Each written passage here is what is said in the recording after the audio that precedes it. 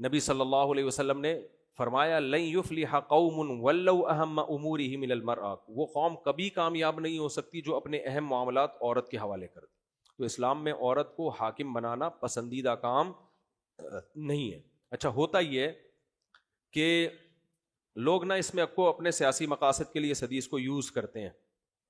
جب بے نظیر بھٹو شہید کا الیکشن میں ان کا الیکشن جیتنے والی تھی تو بہت سے لوگوں نے یہ حدیث نا کہ عورت اسلام میں اس کی حکمرانی کا کوئی تصور نہیں ہے، تو ساری حدیثوں کو سامنے رکھ کے فیصلہ کیا جاتا ہے. عورت کی حکمرانی کا تصور نہیں ہے، فاسق اور فاجر کی حکمرانی کا بھی تصور، چور اور ڈاکوؤں کی حکمرانی کا بھی اسلام میں تصور نہیں ہے. تو یہ حدیث تو یقیناً ٹھیک ہے، لیکن کمپیئر کیا جائے گا. کمپیئر کیا کیا جائے گا کہ جب دو بڑی مصیبتیں ہوں تو اس میں جو کم درجے کی مصیبت ہے اسلام اس کو فوکس کرنے کا حکم دیتا ہے. تو اسلام میں حاکم بنانے کا حکم تو عادل ہو، مرد ہو، بلکہ اس سے بھی آگے خلیفہ تو قریشی ہو، حدیث میں آتا ہے.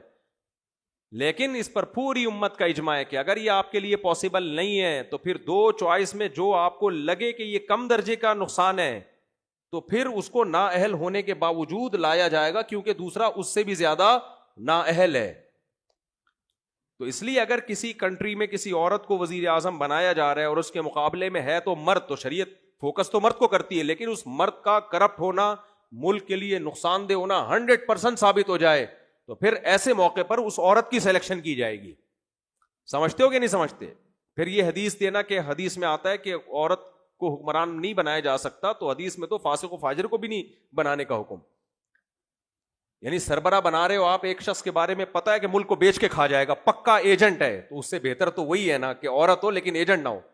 یا تو کوئی تیسری چوائس ہو نا تو پھر اس کی طرف جایا جائے گا، لیکن جب تیسری کوئی چوائس نہیں ہے، دو میں سے ایک کا انتخاب کرنا ہے تو پھر شرعن یہ بھی جائز ہے. اب میں یہ نہیں کہہ رہا بے نظیر بھٹو شہید کو ووٹ دینا چاہیے تھا کہ نہیں دینا چاہیے تھا، وہ تو ایک سیاسی بحث ہے.